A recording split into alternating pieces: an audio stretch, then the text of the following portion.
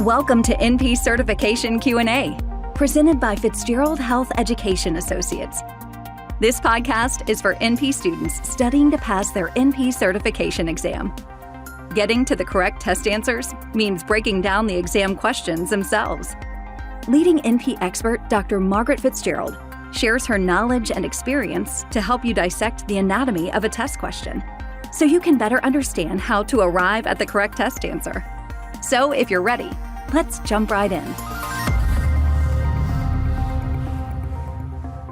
A 35-year-old presents with a 15-year history of recurrent cramping abdominal pain that is often relieved with defecation. This occurs intermittently. Symptom onset is typically accompanied by bloating and a change in stool frequency and form, particularly when, quote, I eat certain foods, close quote. She denies bloody or tarry stools, nausea, vomiting, or fever. The NP notes that the patient's weight is stable and there's no evidence of anemia. The most likely diagnosis is A, irritable bowel syndrome, B, paralytic ileus, C, peptic ulcer disease, D, ulcerative colitis. Where do you start in a question like this? First, you should determine what kind of a question it is. This is actually a diagnosis, or if you will, a differential diagnosis question, as it's focused on the analysis and synthesis of the patient data presented with the goal of choosing the most likely, most appropriate diagnosis. And once again, what you want to do is determine probabilities based on the patient's symptoms, history, and risk categories. What is the most likely diagnosis? And the most likely diagnosis here then will actually be option A, irritable bowel syndrome. Irritable bowel syndrome is considered to be a functional GI disorder characterized by abdominal pain and altered bowel habits in the absence of unique organic pathology. Note the word absence, and this is why it's considered to be a functional GI disorder. The patient meets Rome 4 criteria for the diagnosis, which includes discomfort relieved by defecation, symptom onset associated with a change in stool frequency, or symptom onset associated with a change in stool form or appearance.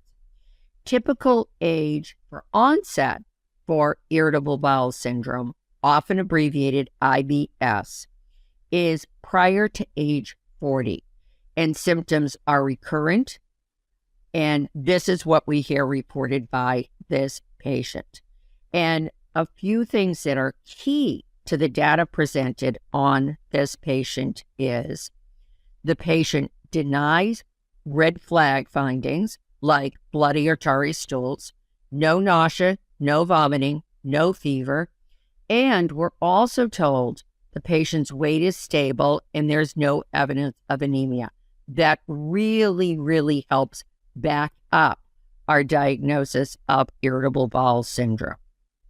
Now let's take a look at the other options that were presented. And option B was paralytic ileus.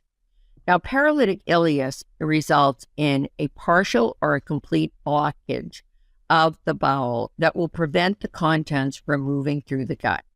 The patient would no doubt have a report of severe onset abdominal pain that was sudden, not telling us this has been going on for years, as we see with this particular patient.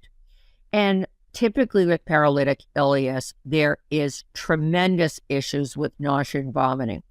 In addition, we would get a risk factor for paralytic ileus, such as recent surgery, particularly with opioid use post-op, or some kind of a recent GI infection. Now, this is a diagnosis, however, that virtually all nurse practitioner students have seen in their RN practice. So this is what I will often refer to as a familiar diagnosis. So you might think to yourself, ooh, I'm going to go with this. This is a familiar diagnosis. I've seen people with this, and they do have abdominal pain. And one of the things with paralytic ileus is once it resolves and the person defecates, they'll often say, oh, my belly pain is much better. But remember, paralytic ileus is sudden, acute onset belly pain with an identifiable risk factor. At the same time, remember, we're talking about an outpatient clinical encounter. Option C was ulcerative colitis, and this is a form of inflammatory bowel disease, sometimes abbreviated IBD. And the two major forms of inflammatory bowel disease are ulcerative colitis, which is exactly what it says. It's limited to the large intestine, or Crohn's disease, which can be any place in the GI tract. These IBDs are typically associated with recurrent episodes of cramp-like abdominal pain with diarrhea, but usually accompanied by unintended weight loss and blood in the stool. The age at onset is usually between 15 and 35 years. You know, we're all healthcare providers. We throw around terms right and left, some of which can be very, very, very confusing. But let me go through this quickly here. IBS, irritable bowel syndrome, which is our best answer, as a functional disease where there is no anemia, the pain is recurrent, the weight is stable. IBD, which includes ulcerative colitis, there are typically bouts of flares with severe abdominal pain, diarrhea, unintended weight loss, and blood in the stool. So IBS, IBD can sound similar, but they're very different diseases. Option D, peptic ulcer disease, is typically associated with newer onset intermittent upper abdominal pain. Remember, this patient is telling us about lower abdominal pain. Whenever I hear about upper abdominal pain, I start thinking away from problems with the small and the large intestine and more towards the upper GI tract, like the duodenum, the stomach, the esophagus. And with peptic ulcer disease, again, it's usually associated with newer onset intermittent upper abdominal pain. The pain is often described as gnawing or burning in nature. With peptic ulcer disease, eating usually influences the quality of the pain. Sometimes, particularly with duodenal ulcer, it makes the pain better. Sometimes if it's a gastric ulcer, which could be part of the umbrella term of peptic ulcer disease, sometimes with gastric ulcer, putting food in the stomach actually makes things worse. But with upper GI problems, typically stooling has no impact on the discomfort. This patient here was telling us, when I defecate, my pain is better. The age of onset for peptic ulcer disease really varies according to the location of the ulcer, where duodenal ulcers are most often reported between ages 30 to 50, and gastric ulcer more likely after age 60.